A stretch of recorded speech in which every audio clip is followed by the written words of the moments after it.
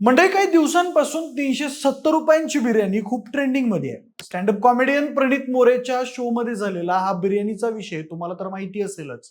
370 रुपयांच्या बिर्याणीच्या बदल्यात हिमांशूने एका महिलेकडून शारीरिक सुखाची अपेक्षा ठेवली होती असं आपल्याला दिसून आलं आणि त्याच्या त्या शो मधल्या व्हिडिओवरून त्याला ट्रोलिंगला सामोरं जावं लागलं आणि ह्याच ट्रोलिंगमुळे कामावरून त्याची हकालपट्टी सुद्धा करण्यात आली.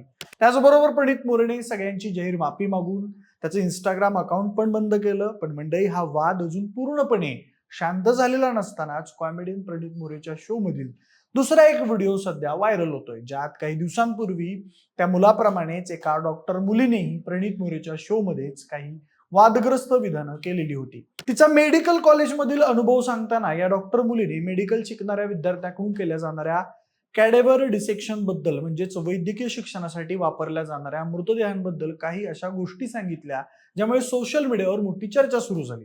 आणि याच संदर्भातलं तिला केलं जाणारं ट्रोलिंग आणि तिने त्यावर माफी मागत त्यावर टाकलेला पडदा हा सगळीकडे दिसून येतोय. पण म्हणजे ती मुलगी नेमकं असं काय बोलली, कॉमेडीच्या नावाखाली नेमकं काय आणि किती बोललं जाऊ शकतं, मृत्यूनंतरही एखाद्या व्यक्तीच्या शरीराची चेष्टा करणं किती योग्य आहे, आणि सगळ्यात मोठा प्रश्न, जर हेच वक्तव्य एखाद्या पुरुषाने केलं असतं तर त्याचे काय परिणाम झाले असते, याच प्रश्नांची उत्तरं आपण जाणून घेणार आहोत आजच्या व्हिडिओच्या माध्यमातून. नमस्कार, मी प्रथमेश आणि तुम्ही पाहताय विशेष भारे. मंडळी, तुम्हाला तर माहितीच असेल, मेडिकल कॉलेजमध्ये भावी डॉक्टर्सना माणसाचं शरीर समजायला सोपं जावं म्हणून काही मृतदेह असतात.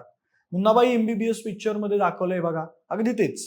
तर हे जे मृतदेह असतात ते अनेकदा काही व्यक्तींनी चांगल्या हेतूने स्वतःहून दान केलेले असतात.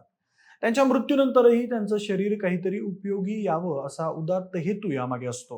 पण मंडळी, अशा एखाद्याच्या शरीराची चेष्टा केली जाऊ शकते का? वैद्यकीय शिक्षणासाठी स्वतःचं शरीर दान करणाऱ्या व्यक्तींबद्दल आणि त्याच्या शरीराबद्दल खुद्द डॉक्टरच काही बाई बोलत असतील तर? आणि सगळ्यात महत्वाचा प्रश्न, जर हेच वक्तव्य एखाद्या पुरुष डॉक्टरने महिला मृतदेहाबद्दल केलं असतं तर आज देशभरात वेगळीच प्रतिक्रिया उमटली नसती का? सध्या सोशल मीडियावर याच प्रश्नावरून मोठा वाद पेटलाय आणि या वादाच्या केंद्रस्थानी आहेत कॉमेडियन प्रणित मोरे आणि त्यांच्या शो मध्ये आलेली एक तरुणी डॉक्टर म्हणजेच सेजल पवार. यावेळी विषय विनोदाचा नाही तर वैद्यकीय नैतिकता, मृतदेहाचा सन्मान आणि समाजातील दुहेरी निकषांचा आहे. सोशल मीडियावर व्हायरल होत असलेल्या एका क्लिपमध्ये प्रणित मोरे सेजल पवार या महिला डॉक्टरशी मेडिकल कॉलेजमधल्या अनुभवांबाबत चर्चा करताना दिसतात. या व्हायरल क्लिपनुसार डॉक्टर सांगतात की मेडिकल कॉलेजमध्ये मृतदेहाचे विविध अवयव वेगळे करताना काही विद्यार्थी त्यावर विनोद करायचे. विशेषतः पुरुषांचं लिंग आणि त्यांच्या आकारावरूनही काही वेळा चेष्टा किंवा जोक्स व्हायचे, असा उल्लेख सेजल पवारने त्या व्हिडिओत केलाय. व्हिडिओमध्ये ही माहिती ऐकून स्वतः प्रणित मोरे देखील काहीसा आश्चर्यचकित झाल्याचं दिसतं. कारण ज्यांचा मृतदेह मेडिकल शिक्षणासाठी वापरला जातो ते कुणाचे तरी वडील, भाऊ, पती किंवा कुटुंबातील सदस्य असतात. अनेक वेळा समाजाच्या हितासाठी आणि भावी डॉक्टरांना शिकता यावं म्हणून काही लोक मृत्यूनंतर स्वतःचं शरीर दान करण्याचा निर्णय घेतात. अशा वेळी त्या मृतदेहाबद्दल आदर आणि सन्मान राखणं ही डॉक्टर आणि विद्यार्थ्यांची नैतिक जबाबदारी मानली जाते. म्हणूनच हा व्हिडिओ व्हायरल झाल्यानंतर अनेक सोशल मीडिया युजर्सनी तीव्र नाराजी व्यक्त केली. अनेकांनी प्रश्न उपस्थित केला की जर खरंच अशा प्रकारचे विनोद मेडिकल कॉलेजमध्ये होत असतील तर ते अत्यंत चिंताजनक बाब आहे. कारण अशा घटनांमुळे बॉडी डोनेशन सारख्या महत्वाच्या उपक्रमावरही परिणाम होऊ शकतो. एखाद्या व्यक्तीला किंवा त्यांच्या कुटुंबियांना असं वाटू शकतं की मृत्यूनंतर त्यांच्या शरीराचा आदर केला जाणार नाही, त्यामुळे भविष्यात शरीरदान करण्याची इच्छा कमी होऊ शकते. दुसरीकडे अनेक डॉक्टर आणि वैद्यकीय क्षेत्रातील लोकांनी या चर्चेत भाग घेतलाय. काहींचं म्हणणं असं आहे की मेडिकल शिक्षणाच्या सुरुवातीच्या काळात विद्यार्थ्यांना मृतदेहांशी काम करताना मानसिक ताण येऊ शकतो, त्यामुळे काही वेळा वातावरण हलकं करण्यासाठी विनोद केले जातात. मात्र त्याच वेळी मृतदेहाचा अपमान होईल किंवा त्याचा सन्मान कमी होईल अशा कोणत्याही गोष्टीला समर्थन देता येणार नाही, असंही अनेकांनी स्पष्ट केलंय. या वादात आणखी एक महत्वाचा मुद्दा समोर आला, तो म्हणजे काही लोकांचं असं म्हणणं आहे की सोशल मीडियावर व्हायरल झालेली क्लिप ही पूर्ण संभाषणाचा फक्त एक छोटासा भाग असू शकते. त्यामुळे संपूर्ण संदर्भ न पाहता निष्कर्ष काढणं योग्य नाही.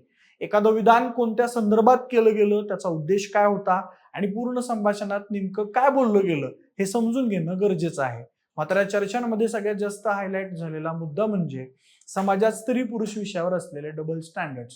सोशल मीडियावर अनेक जण विचारतायत की जर एखाद्या पुरुष डॉक्टरने महिला मृतदेहाच्या खासगी अवयवांबद्दल अशाच प्रकारचं विधान केलं असतं तर आजची प्रतिक्रिया अशीच राहिली असती का?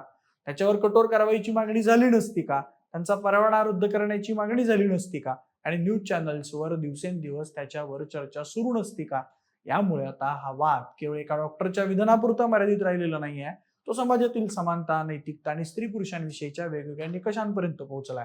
एक गट म्हणतो की चुकीचं विधान कोणाकडूनही आलं तरी त्याचं मूल्यमापन एकाच निकषावर झालं पाहिजे, तर दुसरा गट संपूर्ण व्हिडिओ आणि संदर्भ समोर येण्याची वाट पाहण्याची भूमिका घेतोय.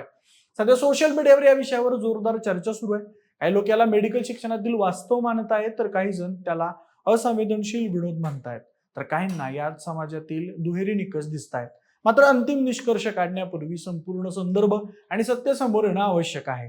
त्याबरोबरच याच शो मध्ये मुलीबाबत आक्षेपार्ह विधान करणाऱ्या हिमांशू या मुलाला नोकरीवरून काढलं. हाच न्याय सेजल पवारलाही लावला जायला हवा, असा सूर सोशल मीडियावर दिसून आला. या विरोधानंतर सेजल पवार याने तिच्या अकाउंटवरून एक व्हिडिओ पोस्ट करत जाहीर माफी मागितली आहे. वाढता वाद आणि टीका पाहिल्यानंतर तिने आपली बाजू स्पष्ट केली आणि माफी मागितली.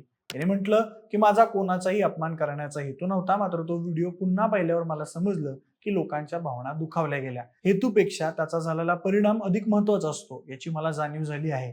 मी माझ्या विधानाचं कोणतंही समर्थन किंवा स्पष्टीकरण देणार नाही आणि मी याची पूर्ण जबाबदारी घेते. एक विद्यार्थी म्हणून ही माझ्यासाठी शिकण्याची प्रक्रिया आहे, असं बोलून सेजलने आपलं सोशल मीडिया अकाउंट प्रायव्हेट केलेलं असून कॉमेडियन प्रणित मोरेने त्याचं इंस्टाग्राम अकाउंट तात्पुरतं बंद केलंय. तर म्हणजे असं आहे एकूण प्रकरण.